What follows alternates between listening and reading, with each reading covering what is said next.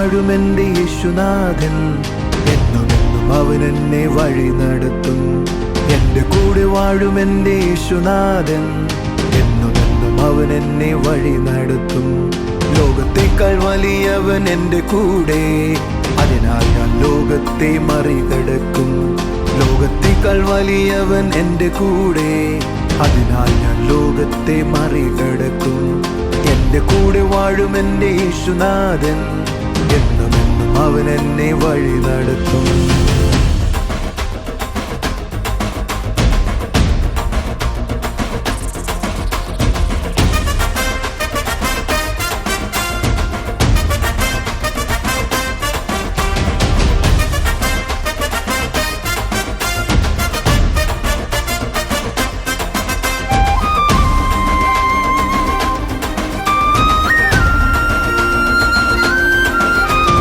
അസാധ്യമായത് എന്തുണ്ട്, അസാധ്യമായത് എന്തുണ്ട്, യേശു കൂടെയുള്ളപ്പോൾ എന്തുണ്ട്, യേശു കൂടെയുള്ളപ്പോൾ എന്തുണ്ട്. അസാധ്യമായത് എന്തുണ്ട്, അസാധ്യമായത് എന്തുണ്ട്, യേശു കൂടെയുള്ളപ്പോൾ എന്തുണ്ട്, യേശു കൂടെയുള്ളപ്പോൾ എന്തുണ്ട്. പട്ടണത്തിൽ അവൻ വന്നാൽ അത്ഭുതമാ, വീട്ടിൽ അവൻ വന്നാലോ ആനന്ദമാ. പട്ടണത്തിൽ അവൻ വന്നാൽ അത്ഭുതമാ, വീട്ടിൽ അവൻ വന്നാലോ ആനന്ദമാ. TV പ്രേക്ഷക സംഗമം എറണാകുളത്ത് ജൂലൈ 16 രാവിലെ 10:30 മുതൽ. സ്ഥലം ടൗൺ ഹാൾ, നോർത്ത് റെയിൽവേ സ്റ്റേഷന് സമീപം, എറണാകുളം. TV പ്രേക്ഷക സംഗമം കോഴിക്കോട് ജൂലൈ 17 രാവിലെ 10:30 മുതൽ. സ്ഥലം നളന്ദ ഓഡിറ്റോറിയം, കോഴിക്കോട്. TV പ്രേക്ഷക സംഗമം പാലക്കാട് ജൂലൈ 18 രാവിലെ 10:30 മുതൽ. സ്ഥലം മോത്തിമഹൽ കല്യാണ മണ്ഡപം, KSRTC ബസ് സ്റ്റാൻഡിനു സമീപം, ഷൊർണൂർ റോഡ്, നൂറണി. കർത്താവിൻ്റെ വന്ദിനാമം മഹത്വപ്പെടുമാറാകട്ടെ. അനുഗ്രഹിക്കപ്പെട്ട ഒരു ദിവസം കൂടെ ദൈവത്തിൻ്റെ മുൻപിൽ ആയിരിക്കുവാൻ തക്കോണം കർത്താവ് നമ്മളെ ഓരോരുത്തരെയും സഹായിച്ച ആ വലിയ സ്നേഹത്തെ ഓർത്ത് ദൈവത്തെ സ്തുതിക്കുകയാണ്. ദൈവത്തിന് നമ്മളോടുള്ള സ്നേഹം നിമിത്തമാണ്, ആ സ്നേഹത്തിൻ്റെ ആഴം നിമിത്തമാണ് തൻ്റെ ശക്തിയെ നമ്മൾ പകർന്ന് പാപത്തിൻ്റെ പിടിയിൽ നിന്ന് അവൻ നമ്മെ വിടുവിക്കുവാനിടയായിത്തീർന്നത്. ആ സ്നേഹത്തിൻ്റെ ആഴം എത്രത്തോളം നമുക്ക് മനസ്സിലാക്കുന്നു, അത്രത്തോളം ജയത്തോടെ നിൽക്കുവാൻ നമുക്ക് സാധിക്കും. ഏത് ഇരുട്ടിൻ്റെ ബലത്തെയും ജയിക്കുവാനായി കഴിയും. നമ്മുടെ മുൻപിലായിരിക്കുന്ന സകല മേഖലയിലും നമുക്ക് ജയം അനുഭവിക്കുവാനായി കഴിയും. ഒരു വ്യക്തി കർത്താവിനോടുള്ള ബന്ധത്തിൽ ആ സ്നേഹത്തിൻ്റെ ആഴത്തിൽ എത്രത്തോളം അത്രത്തോളം ആ വ്യക്തിയുടെ ജീവിതത്തിൽ സക്സസ് ഉണ്ടാകുവാനിടയാകും. ഇന്ന് വേദനയോടായിരിക്കുന്നവർ, പ്രയാസത്തോടായിരിക്കുന്നവർ, അല്ല ജയിക്കാൻ കഴിയുന്നില്ല എന്ന് പറയുന്നവർ, ഇന്ന് ഈ മെസ്സേജ് കേൾക്കുമ്പോൾ നിങ്ങളുടെ ലൈഫിൽ വലിയൊരു ജയത്തിൻ്റെ അനുഭവത്തെ കർത്താവ് തരട്ടെ. നമുക്ക് മെസ്സേജിലേക്ക് പോകാം.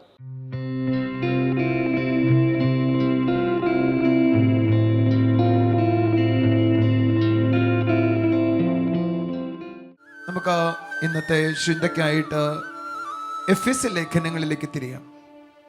ഞാൻ പലപ്പോഴും കർത്താവിൻ്റെ വചനം ധ്യാനിക്കുമ്പോഴും പ്രാർത്ഥിക്കുമ്പോഴും ഒക്കെ ചിന്തിക്കാറുണ്ട്, എന്നെ പാപത്തിൽ നിന്ന് വിടുവിക്കുന്നത്, അല്ലെങ്കിൽ എൻ്റെ സ്വഭാവത്തെ രൂപാന്തരപ്പെടുത്തുന്നത്, എൻ്റെ ജീവിതത്തെ വ്യതിയാനപ്പെടുത്തുന്നത് എന്താണ്? നമ്മൾ ഒറ്റ വാക്കിൽ പറയും, അത് പരിശുദ്ധാത്മാവിൻ്റെ ശക്തിയാണ്, അല്ലെങ്കിൽ ദൈവശക്തിയാണ്. പാപത്തിൻ്റെ സ്വാധീനത്തിൽ നിന്ന് എന്നെ പുറത്തു കൊണ്ടുവരുന്നത് ഏതാണ്? നിശ്ചയമായും ദൈവത്തിൻ്റെ ശക്തിയാണ്. പക്ഷേ ഒരു വടി കൂടെ മുന്നോട്ട് നമ്മൾ ചിന്തിച്ചു തുടങ്ങിയാൽ നമുക്ക് മനസ്സിലാകും, ആ ശക്തി എന്നിൽ ദൈവം പകർന്നത് അവൻ്റെ സ്നേഹത്താലാണ്. ഇത് വലിയ വലിയ വലിയ ഒരു വലിയ ചിന്തയായിരുന്നു എനിക്കത്. എൻ്റെ ജീവിതത്തിലെ പാപത്തിൽ നിന്നും സ്വഭാവത്തിൽ നിന്നും എന്നെ പൂർണ്ണമായി രക്ഷിച്ച് ദൈവകൃപയിൽ നിർത്തുന്നത് അവൻ്റെ ശക്തിയാണ്, അവൻ്റെ കൃപയാണ്. പക്ഷേ ആ കൃപയുടെ, ആ ശക്തിയുടെ പുറകിൽ പ്രവർത്തിച്ചത് മറ്റൊന്നുമല്ല, അവൻ്റെ സ്നേഹമാണ്. നമുക്കൊരു വാക്യത്തിലേക്ക് വരാം. അതിക്രമങ്ങളിലും പാപങ്ങളിലും മരിച്ചവരായിരുന്ന നിങ്ങളെയും അവൻ ഉയർപ്പിച്ചു. ഞാൻ ഒരിക്കൽ അതിക്രമങ്ങളിലും പാപങ്ങളിലും മരിച്ചവനായിരുന്നു. എഫെസ്യ ലേഖനം 2-ാം അധ്യായം 1-ാം വാക്യമാണ് ഞാൻ വായിക്കുന്നത്. അതിക്രമങ്ങളിലും പാപങ്ങളിലും മരിച്ചവരായിരുന്നു നമ്മൾ. അതിൽ നിന്ന് ദൈവവചനം പറയുക, നമ്മളെ അവൻ ഉയർപ്പിച്ചു. നിങ്ങൾ നേരെ അതിൻ്റെ 4-ാമത്തെ വാക്യത്തിലേക്ക് എന്ന് വരാമോ?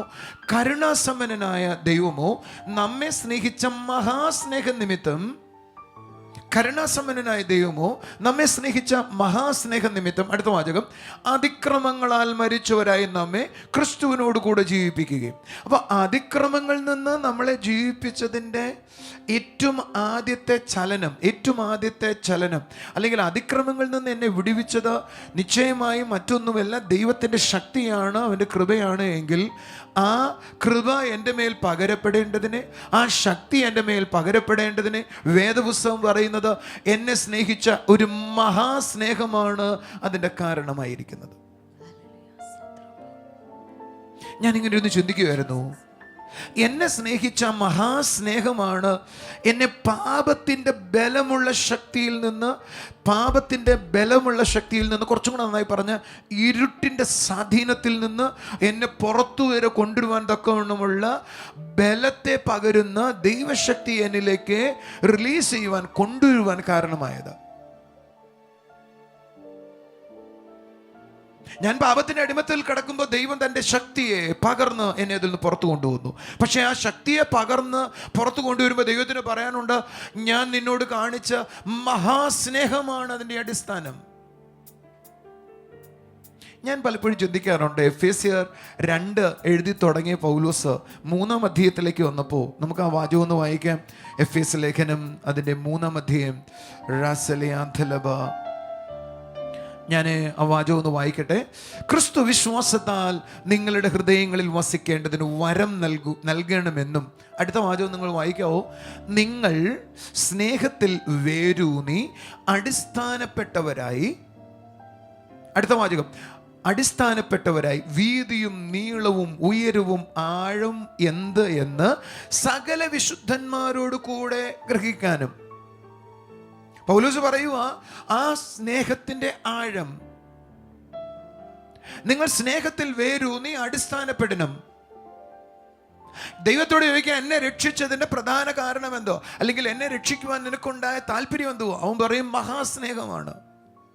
ആ മഹാസ്നേഹമാണ് എന്നിലേക്ക് അവൻ്റെ ശക്തിയെ പകർന്ന് എന്നെ തിന്മയിൽ നിന്നും രോഗത്തിൽ നിന്നും സകലവിധ പ്രശ്നത്തിൽ നിന്നും ഞാനായിരിക്കുന്ന പിശാചിന്റെ ബലത്തിൽ നിന്നും എന്നെ പുറത്തു കൊണ്ടുവരാൻ ഇടയാക്കിയത് ആ മഹാസ്നേഹമാണ്. ആ മഹാസ്നേഹത്തിൽ നിന്ന് ഒഴുകിയ ശക്തിയാണ് എന്നെ പുറത്തു കൊണ്ടുവന്നത്. പൗലോസ് പറയുക, നിങ്ങൾ അതുകൊണ്ട് എന്തറിയണം? നിങ്ങൾ ആ സ്നേഹത്തിൽ വേരൂന്നി അടിസ്ഥാനപ്പെടണം. ഒരു ഹല്ലേലൂയ പറഞ്ഞാട്ട് എൻ്റെ കൂടെ ഉണ്ടെങ്കിൽ എന്ന് പറയാമോ? ആ സ്നേഹത്തിൽ എന്ത് ചെയ്യണം? വേരൂന്നണം, അടിസ്ഥാനപ്പെടണം. ഏത് സ്നേഹത്തില? ആ ദൈവത്തിന്റെ സ്നേഹത്തിൽ. എന്നിട്ട് അതിന്റെ വീതിയും നീളവും ഉയരവും ആഴവും ആരോടൊപ്പം അറിയണം? സകല വിശുദ്ധന്മാരോട് കൂടെയും അറിയണം. ഓ, നല്ല ആമേൻ പറഞ്ഞ. സകല വിശുദ്ധന്മാരപ്പോൾ ഗ്രഹിച്ചത് ഏറ്റവും ആദ്യമായിട്ട് എന്താന്ന് ചോദിച്ചാൽ അവൻ്റെ ശക്തിയല്ല തിരിച്ചറിഞ്ഞത്. ദൈവമക്കൾ അറിയേണ്ടത് അവൻ്റെ ശക്തി അറിയേണ്ടെന്നല്ല, അവൻ്റെ ശക്തി അറിയണം. എന്നാൽ അതോടൊപ്പം തന്നെ അവൻ്റെ സ്നേഹത്തെ അറിയാനാണ്, അവൻ്റെ സ്നേഹത്തിൻ്റെ ബലം അറിയാനാണ് നീയും ഞാനും അറിയേണ്ടത്. ആമേൻ. സ്നേഹത്തിൽ നിന്ന് ശക്തിയുടെ പ്രകടനം ഉണ്ടായ, സ്നേഹത്തിൽ നിന്ന് കൃപ ഒഴുകാൻ തുടങ്ങി. അവൻ്റെ സ്നേഹമാണ് എന്നെ കൃപയിലേക്ക് നടത്തിയത്. അവൻ്റെ സ്നേഹമാണ് എൻ്റെ മുകളിലേക്ക് ശക്തിയെ പകർന്നത്.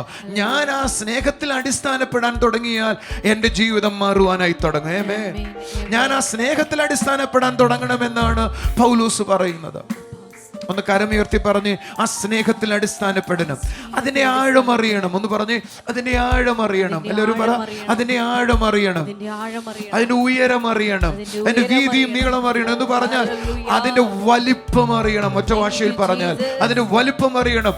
ആ സ്നേഹത്തിന്റെ വലിപ്പം നിങ്ങൾ അറിയാൻ തുടങ്ങിയാൽ, എന്റെ കൂടെ ഒരു ഹല്ലേലൂയ പറഞ്ഞാട്ടെ, ആ വലിപ്പം നിങ്ങൾ അറിയാൻ തുടങ്ങിയാൽ സകലത്തെയും നിങ്ങൾ ജയിക്കാനായി തുടങ്ങുമേ. എന്നിട്ട് അടുത്ത വാചകം പൗലോസ് പറയുക, പരിജ്ഞാനത്തെ കവിയുന്ന ക്രിസ്തുവിന്റെ സ്നേഹത്തെ അറിയുവാൻ. എല്ലാവരും പറഞ്ഞ്, പരിജ്ഞാനത്തെ കവിയുന്ന. പരിജ്ഞാനം എന്ന വാചകത്തിനോട് ഉപയോഗിച്ചിരിക്കുന്ന ഗ്രീക്ക് പദം കുറച്ചും വളരെ വളരെ വലിപ്പമുള്ള പദമാണ്. എന്ന് പറഞ്ഞാൽ പരിജ്ഞാനം എന്ന് പറയുന്ന ദൈവിക ജ്ഞാനമല്ലത്. അവിടെ ഉപയോഗിച്ചിരിക്കുന്ന വേർഡ് ദൈവിക ജ്ഞാനം എന്നല്ല, ലോകജ്ഞാനത്തെ എന്നാണ്. എന്ന് പറഞ്ഞാൽ അവിടെ ഉപയോഗിച്ചിരിക്കുന്ന വേർഡ് എന്താണ്? ലോകത്തിന്റെ ജ്ഞാനം എന്ന, ലോകത്തിന്റെ അറിവ് എന്നാണ് അവിടെ ഉപയോഗിച്ചിരിക്കുന്നത്. പരിജ്ഞാനം എന്ന വാക്കിന് സാധാരണ ഉപയോഗിക്കുന്ന എപ്പിഗ്നോസിസ് എന്നൊരു വേർഡ്. എപ്പിഗ്നോസിസ് എന്ന് പറഞ്ഞാൽ ദൈവിക വെളിപ്പാടിൽ നിന്നുണ്ടാകുന്ന അറിവ്.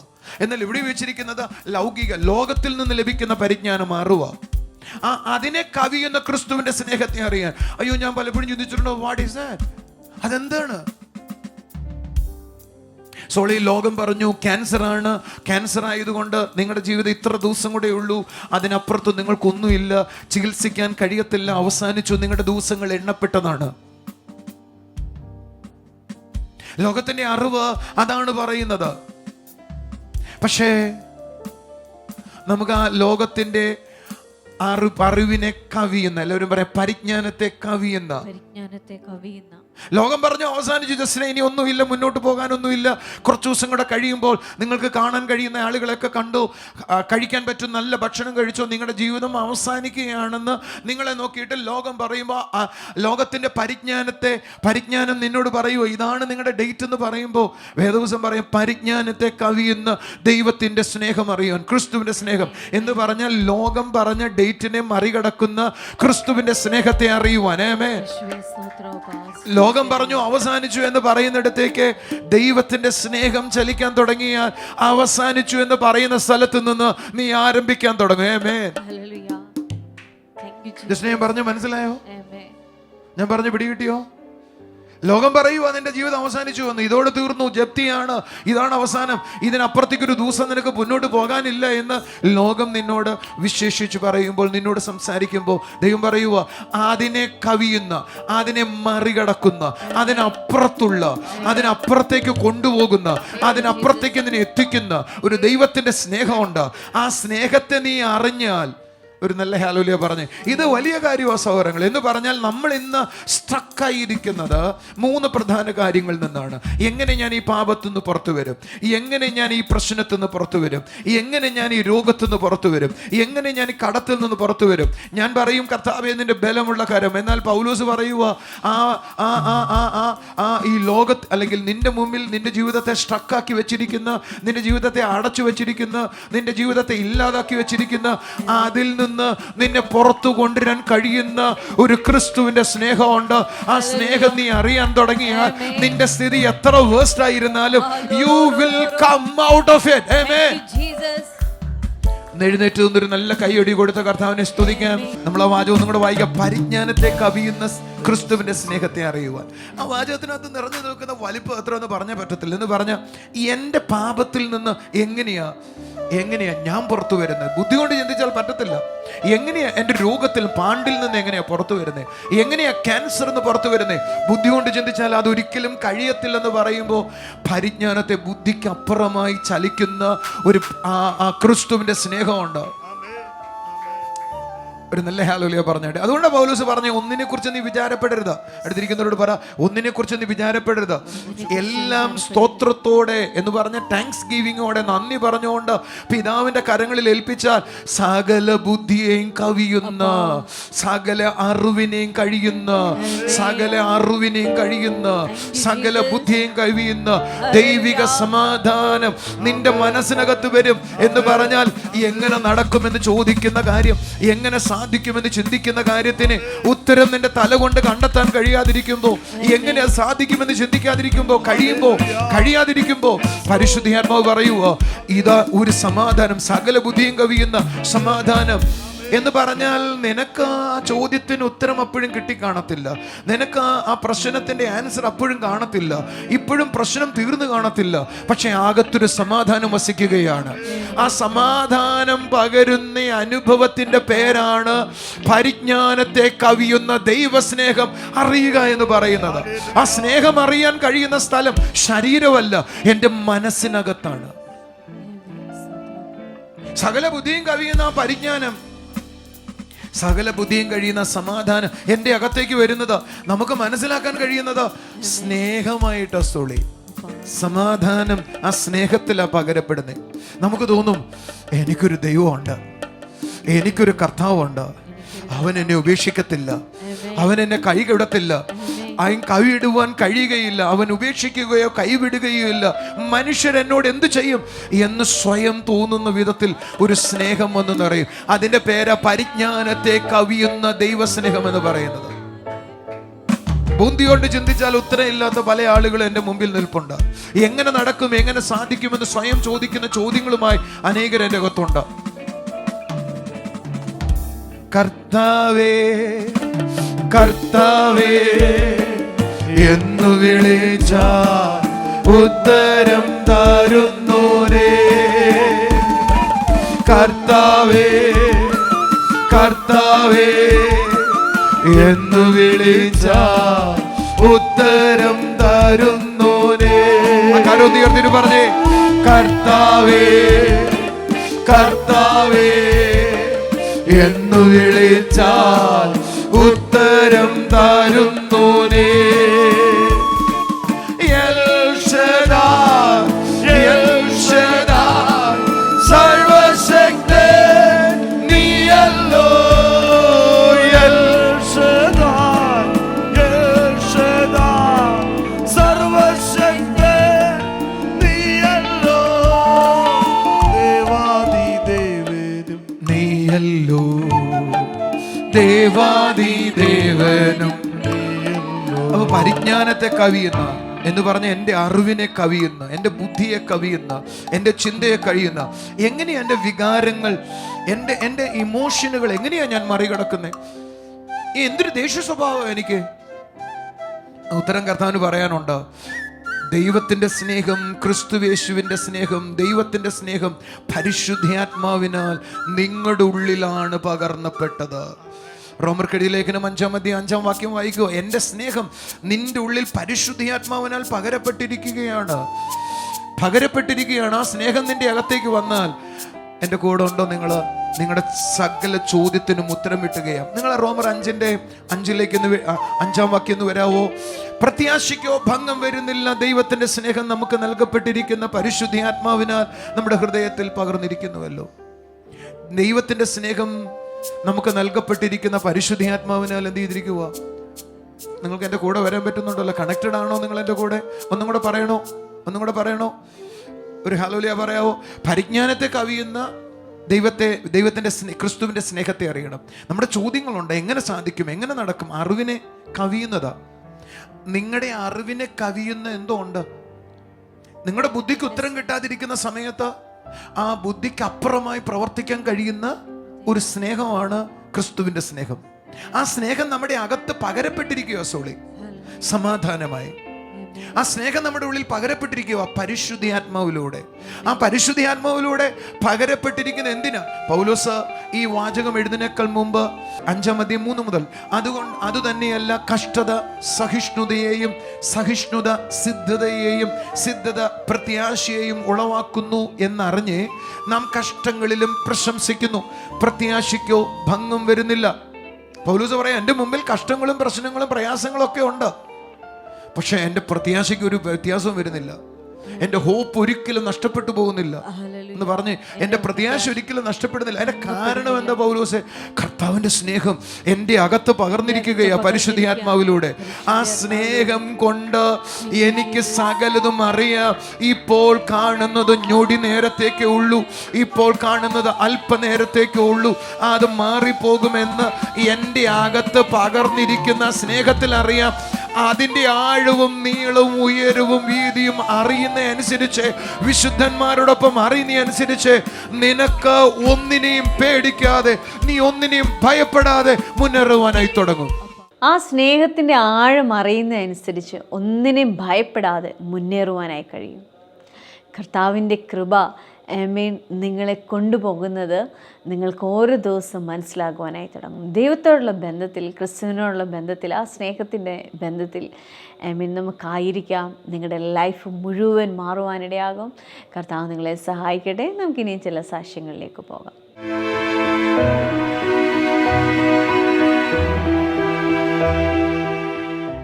ബ്രദറെ, ഈ ആന്റിയുടെ ജീവിതത്തിൽ കർത്താവ് ചെയ്ത 2 അത്ഭുത സൗഖ്യങ്ങളാണ് പറയാനുള്ളത്. ഈ ആന്റിയുടെ പേര് ശൈലജ എന്നാണ്. പള്ളിച്ചിൽ എന്ന സ്ഥലത്ത് വിഷ്ണുവാട് പറഞ്ഞു. ശൈലജ എന്നാണ് ഈ ആൻറ്റിയുടെ പേര്. പള്ളിച്ചൽ എന്ന സ്ഥലത്ത് നിന്ന് വരുന്നു. ആദ്യത്തെ സാക്ഷ്യം എന്ന് പറയുന്നത്, ഈ ആൻറ്റിക്ക് 2 ആഴ്ച വരെ മോഷൻ പോകാൻ ബുദ്ധിമുട്ടായിരുന്നു. മോഷൻ പാസ് ചെയ്യാൻ പോകുമ്പോൾ ബോഡി മൊത്തം വേർത്ത് വല്ലാത്ത ബുദ്ധിമുട്ടിലായിരുന്നു. അങ്ങനെ സൺഡേ ചർച്ചിൽ വന്നു. ബ്രദർ അന്ന് കോമൺ ആയിട്ടൊരു ദൂത് പറഞ്ഞു, മോഷൻ പോകാൻ ബുദ്ധിമുട്ടുള്ള ഒരാൾക്ക് കർത്താവ് ഇപ്പോൾ സൗഖ്യം നൽകുന്നു എന്ന് പറയുന്നു. ആ സമയത്ത് തന്നെ ആന്റിക്ക് സൗഖ്യം നൽകിയെന്നാണ് പറയുന്നത്. 2 ആഴ്ച വരെ ഉണ്ടായിരുന്ന ബുദ്ധിമുട്ട് കൈയടിച്ച് കർത്താവിനെ സ്തുതിച്ചേ. രണ്ടാമത്തെ സാക്ഷ്യം എന്ന് പറയുന്നത്, കൊറോണ വന്നതിനെ തുടർന്ന് ആന്റിക്ക് 3 വർഷമായിട്ട് തുമ്മലുണ്ടായിരുന്നു. ട്രീറ്റ്മെന്റ് നടത്തിയിട്ടും ഒരു മാറ്റവും ഉണ്ടായിരുന്നില്ല. എന്നാൽ ചർച്ചിൽ വന്ന് ബ്രദറിനെ കൊറോണയുടെ തുമ്മല് പോയി, പൂർണ്ണമായിട്ടുമായി പോയി. മോശം പോകാൻ പറ്റത്തില്ലായിരുന്നു, വേദനയായിരുന്നു. ബ്രദർ പറഞ്ഞു ഒരു കട്ടിയായിട്ടുള്ള ഒരു ഇത് എൻ്റെ വയറ്റിലുണ്ടായിരുന്നു. അത് പോവാതെ ഞാൻ 2 ആഴ്ച വരെ നല്ല പാടായിരുന്നു. മോശം പോയിട്ട് വീണ്ടും തിരിച്ചു വന്നു. 5 പ്രാവശ്യം പോയിട്ടും പോയി. മോശം പോകുന്നില്ല എങ്കിൽ അത് പ്രയാസമുള്ള കാര്യം. ഒരാൾക്ക് സൗഖ്യം കിട്ടിയത് വലിയ കാര്യമോ, ഒത്തിരി ബുദ്ധിമുട്ടുണ്ടാക്കുന്ന കാര്യം, ആരോടും പങ്കുവയ്ക്കാൻ പറ്റത്തില്ല, നമ്മുടെ പേഴ്സണലായ കാര്യമോ. പക്ഷേ അതിലൊരു സൗഖ്യം കിട്ടുന്നത് ഒരു വലിയ കാര്യം കൂടെയാണ്. ഒന്ന് കൈയടിച്ച് കർത്താവിനെ സ്തുതിച്ചേ. Thank you Jesus. സന്തോഷമായിട്ട് പോയാൽ ബ്രദറെ ജീസസ് ടൈമിൽ വിളിച്ച് പ്രാർത്ഥിച്ചപ്പോൾ ഈ ആന്റിയുടെ മകന് ലഭിച്ച ഒരു അത്ഭുത സൗഖ്യം പറയാനാണ് നമ്മുടെ മുൻപിൽ നിൽക്കുന്നത്. ഈ ആന്റിയുടെ പേര് ശ്യാമള എന്നാണ്. കുമാരപുരം എന്ന സ്ഥലത്തു നിന്ന് വരുന്നു. ആന്റിയുടെ മോന് കഴിഞ്ഞ ആഴ്ച പനി വന്നു. ഹോസ്പിറ്റലിൽ കാണിച്ച് മെഡിസിൻ എടുത്തെങ്കിലും ഒരു മാറ്റം ഉണ്ടായിരുന്നില്ല. ബോഡി മൊത്തം ഹൈ ടെമ്പറേച്ചർ ആയിരുന്നു. ആ സമയത്ത് ജീസസ് ടൈമിൽ വിളിച്ച് പ്രാർത്ഥിച്ചു. 1/2 മണിക്കൂർ കഴിഞ്ഞപ്പോൾ തന്നെ പനി മാറി, ശരീരം നോർമൽ. ബ്രദറെ, കർത്താവ് ചെയ്ത വലിയ അത്ഭുതത്തെയാണ് ഈ ബ്രദറിനെ സാക്ഷ്യപ്പെടുത്താനുള്ളത്.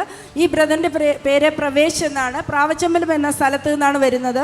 3 മാസം മുമ്പ് ഈ ബ്രദറിന് നെഞ്ചുവേദന ഉണ്ടായി. അതിനെ തുടർന്ന് ഹോസ്പിറ്റലിൽ വിദഗ്ധമായി പരിശോധന നടത്തിയപ്പോൾ സ്ട്രോക്കിൻ്റെ ആരംഭമാണെന്ന് പറഞ്ഞു മെഡിസിൻ കൊടുത്തു. എന്നാൽ അതേ തുടർന്ന് ചർച്ചിൽ വന്ന് ബ്രദറിൻ്റെ അടുക്കൽ വന്ന് പ്രാർത്ഥിച്ചു. വീണ്ടും ഹോസ്പിറ്റലിൽ പോയി ചെക്കപ്പ് ചെയ്തപ്പോൾ ബ്രദർ ഇപ്പോൾ സാക്ഷ്യപ്പെടുത്തുന്നത് ഒരു കുഴപ്പവുമില്ല, ഒരു മെഡിസിനും ഇനി ആവശ്യമില്ല എന്ന് ഡോക്ടേഴ്സ് പറഞ്ഞു എന്നാണ്. കൂടാതെ ഈ അസുഖം വന്നതിനെ തുടർന്ന് ശരീരത്തിൽ ശരീരവേദനയും ക്ഷീണവും കാരണം ജോലിക്ക് പോകുന്നതിന് കഴിയുമായിരുന്നില്ല. എന്നാൽ അത് പറഞ്ഞ് ബ്രദറിന്റെ അടുക്കൽ വന്ന് പ്രാർത്ഥിച്ചു. ഇപ്പോൾ ഈ ബ്രദർ സാക്ഷ്യപ്പെടുത്തുന്നത് ആ ക്ഷീണം മാറി, ശരീരവേദന മാറി, എനിക്ക് ജോലിക്ക് പോകുവാൻ കഴിയുന്നു. കൈയടിച്ച് കർത്താവിനെ സ്തുതിക്കാം, ആമേൻ പറയാം. സിസ്റ്റർ എന്തെങ്കിലും പറയാനുണ്ടോ? ഭാര്യയോട് ഭർത്താവിന്റെ കൂടെ കയറിയതാ. കർത്താവ് അനുഗ്രഹിക്കട്ടെ. അടുത്ത പ്രാവശ്യം ചേച്ചിയുടെ സാക്ഷിയാവട്ടെ. ആമേൻ. ബ്രദറെ, ഈ സിസ്റ്ററിന്റെ പേര് നിത്യരാജ് എന്നാണ്. പൗടിക്കുളം എന്ന സ്ഥലത്ത് നിന്നാണ് വരുന്നത്. BSc ഒപ്റ്റോമെട്രി എക്സാമിന് ഫസ്റ്റ് ഇയറിൽ കഴിഞ്ഞ സെപ്റ്റംബറിൽ എക്സാം നടന്നു. എന്നാൽ റിസൾട്ട് വന്നപ്പോൾ 2 സബ്ജക്റ്റ് ഫെയിലായി പോയി. എന്നാൽ ബ്രദറിന്റെ അടുക്കൽ വന്ന് പ്രാർത്ഥിച്ചു. ഈ നവംബറിൽ വീണ്ടും എക്സാം എഴുതി. ഇന്നലെ റിസൾട്ട് വന്നപ്പോൾ ഉന്നത മാർക്കോടുകൂടെ താൻ വിജയിച്ചു എന്നാണ്. TV പ്രേക്ഷക സംഗമം എറണാകുളത്ത് ജൂലൈ 16 രാവിലെ 10:30 മുതൽ. സ്ഥലം ടൗൺ ഹാൾ, നോർത്ത് റെയിൽവേ സ്റ്റേഷന് സമീപം, എറണാകുളം. TV പ്രേക്ഷക സംഗമം കോഴിക്കോട് ജൂലൈ 17 രാവിലെ 10:30 മുതൽ. സ്ഥലം നളന്ദ ഓഡിറ്റോറിയം, കോഴിക്കോട്. TV പ്രേക്ഷക സംഗമം പാലക്കാട് ജൂലൈ 18 രാവിലെ 10:30 മുതൽ. സ്ഥലം മോത്തിമഹൽ കല്യാണ മണ്ഡപം, KSRTC ബസ് സ്റ്റാൻഡിനു സമീപം, ഷൊർണൂർ റോഡ്, നൂറണി. അനുഗ്രഹിക്കപ്പെട്ട ദൈവിക അത്ഭുതങ്ങൾക്കായി ദൈവത്തെ സ്തുതിക്കാം. കർത്താവ് ചെയ്യുന്ന ഓരോ കാര്യങ്ങളും അത്ഭുതമാണ്. എന്നാൽ വിശ്വാസിയെ സംബന്ധിച്ചിടത്തോളം കർത്താവ് പറയുന്നത് നിങ്ങൾ ഓരോ ദിവസവും അത്ഭുതങ്ങളിൽ ജീവിക്കണമെന്നാണ്. അതായത് നമ്മളായിരിക്കുന്ന ഒരു നോർമൽ ലൈഫിലല്ല, അസാധാരണമായ ദൈവശക്തി അനുഭവിക്കുന്ന, ആ ദൈവശക്തിയിൽ ജീവിക്കുന്ന ഒരു ലൈഫാണ് കർത്താവ് നമ്മളിൽ പകർന്നു തന്നത്. ദൈവം നമ്മുടെ മേൽ പകർന്നിരിക്കുന്ന ശക്തിയുടെ വലിപ്പം അതാണ്. അതുകൊണ്ട് ഓരോ ദിവസവും അത്ഭുതങ്ങളിൽ ജീവിച്ചാട്ടെ. നമുക്കൊരു നിമിഷം പ്രാർത്ഥിക്കാം, കണ്ണുകൾ അടച്ചാട്ടെ. കർത്താവെ, ഞങ്ങളെ കാണുന്ന ഓരോ കുടുംബങ്ങളെയും അവിടുത്തെ കരങ്ങളിൽ ഏൽപ്പിക്കുന്നു. കർത്താവെ, ഓരോ ദിവസവും അസാധാരണമായ ദൈവശക്തി അനുഭവിച്ച് ജീവിക്കട്ടെ. ദൈവത്തിൻ്റെ വചനം പറയുന്നു, ഓരോ പ്രഭാതത്തിലും അവൻ്റെ ദയ പുതിയതെന്ന. കർത്താവെ, ഓരോ പ്രഭാതത്തിലും അത് അനുഭവിക്കട്ടെ, ഓരോ പ്രഭാതത്തിലും അത് അനുഭവിക്കട്ടെ, ഓരോ ദിവസവും അത് അനുഭവിക്കട്ടെ. അപ്പാ, യേശുവിൻ്റെ നാമത്തിൽ പ്രാർത്ഥിക്കുന്നു. കർത്താവെ, ഈ കാണുന്ന ഓരോ വ്യക്തികളുടെ ലൈഫ് മാറട്ടെ. അപ്പാ, ഓരോ വ്യക്തികളുടെയും ലൈഫ് മാറട്ടെ. അപ്പാ, ഇവരുടെ ജീവിതം മാറട്ടെ. അപ്പാ, ദൈവിക നന്മയിൽ ജീവിക്കട്ടെ. അപ്പാ, ദൈവിക അനുഭവത്തിൽ ജീവിക്കട്ടെ. അപ്പാ, കർത്താവെ, അത്ഭുതങ്ങൾ ഇവരുടെ ലൈഫിൽ സാധാരണമാകട്ടെ. അപ്പാ, അത്ഭുതങ്ങൾ ഇവരുടെ ലൈഫിൽ സാധാരണമാകട്ടെ. അപ്പാ, കർത്താവെ, അവിടുന്ന് ചെയ്യുന്ന കൃപയ്ക്കായി നന്ദി പറയുന്നു. ഹല്ലേലൂയ. ഹല്ലേലൂയ. കർത്താവേ, മീൻ ഒരു കുഞ്ഞിൻ്റെ ചെവിയോടുള്ള ബന്ധത്തിൽ എന്തോ പ്രയാസമായിട്ട്, ചെവിയിൽ നിന്ന് പഴുപ്പ് വരികയാണോ, അവിടെ എന്തോ സർജറി പറഞ്ഞിരിക്കുകയാണോ, എന്തോ പ്രയാസമായിട്ട് വേദനയോടെ ആയിരിക്കുന്ന ഒരു കുടുംബത്തെ കർത്താവ് സൗഖ്യമാക്കുന്നു. കർത്താവെ, ആ കുഞ്ഞിനായി പ്രാർത്ഥിക്കുന്നു. കർത്താവെ, അപ്പോൾ നിൻ്റെ കൃപ ചലിക്കണം അപ്പാ. യേശുവിൻ്റെ നാമത്തിലുള്ള സൗഖ്യം അപ്പാ കുഞ്ഞിന്മേൽ ചലിക്കട്ടെ ഇപ്പോൾ തന്നെ. കർത്താവെ, ആ സൗഖ്യം ആ കുഞ്ഞിന്മേൽ ചലിക്കട്ടെ. എല്ലാ പ്രയാസങ്ങളും നീങ്ങിപ്പോകട്ടെ. ആ ഇരുട്ടിൻ്റെ ബലമടയട്ടെ അപ്പാ. യേശുവിൻ്റെ നാമത്തിൽ പ്രാർത്ഥിക്കുന്ന ഇരുട്ടിൻ്റെ ബലമടയട്ടെ അപ്പാ. Thank you Jesus. അതേപോലെ തന്നെ ഒരു ചുമന്ന വാഹനം കാണാം.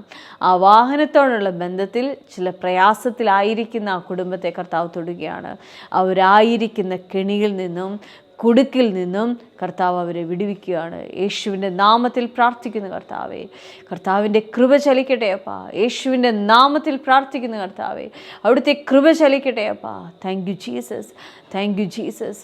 സ്വർഗീയ പിതാവേ, അവിടുന്ന് ഞങ്ങളുടെ പ്രാർത്ഥന കേട്ടതിനായി സ്തോത്രം. യേശുവിൻ്റെ നാമത്തിൽ തന്നെ ആമേൻ. കർത്താവേ, നിൻ്റെ കൃപയ്ക്കായി നന്ദി പറയുന്നു. ഓരോ വ്യക്തികളെയും മൂടിയിരിക്കാതെ നന്ദി പറയുന്നു. ആമേൻ. കർത്താവിൻ്റെ കൃപയിൽ നമുക്ക് ആശ്രയിക്കാം. ആമേൻ. അവനോടൊപ്പമായിരിക്കാം. Bless you.